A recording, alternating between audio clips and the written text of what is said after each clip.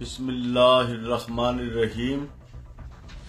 پیر محمد افضل قادری بانی و سرپرست اعلیٰ تحریک لبیک یا رسول اللہ مخاطب ہوں۔ ہم ساری رات تقریباً جاگتے رہے ہیں اور حالات کا جائزہ لیتے رہے ہیں۔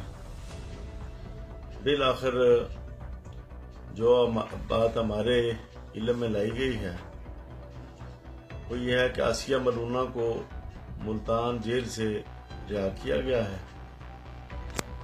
اور یہ جو خبر تھی کہ ہالینڈ کا نیدرلینڈ کا طیارہ آیا ہوا ہے اور ایلچی بھی اور باہر فرار ہو رہی ہے، یہ بات غلط ثابت ہوئی ہے۔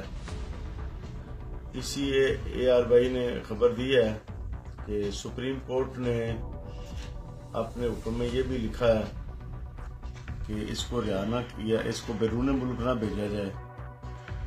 اس کو رہا کیا جا رہا ہے لیکن اس کو بیرون ملک نہ بھیجا جائے جب تک کہ اس کی ریویو پٹیشن جو ہے اس پر کوئی فیصلہ نہ ہو، نظر ثانی کی جو درخواست ہے۔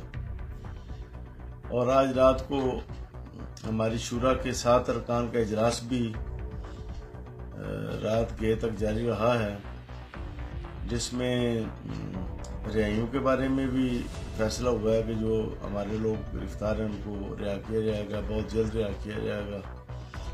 اور اس میں یقین دہانی کرائی گئی ہے کہ آسیہ ملونہ کو بیرون ملک نہیں بھیجا جا رہا۔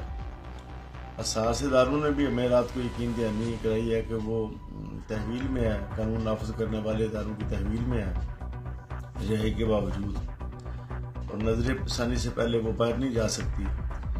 یہ جو سپریم کورٹ نے کہا ہے کہ یہ نظر ثانی سے پہلے نہیں جا سکتی، یہ ECL کی طرف اشارہ ہے کہ ECL لسٹ میں اس کا نام دے دیا گیا۔